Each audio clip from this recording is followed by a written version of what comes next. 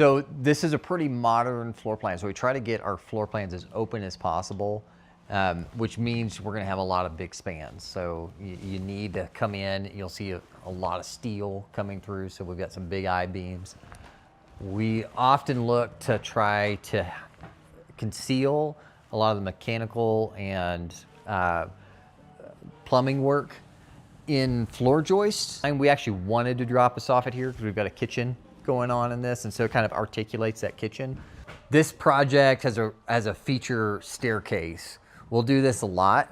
This is a monorail steel staircase and with a floating tread. As much as we can, I really like it when we have the opportunity to expose some steel.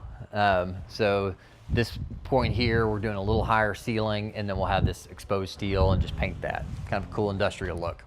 Western sliding doors. Love these. You can get a really big opening. So we'll have a nice patio.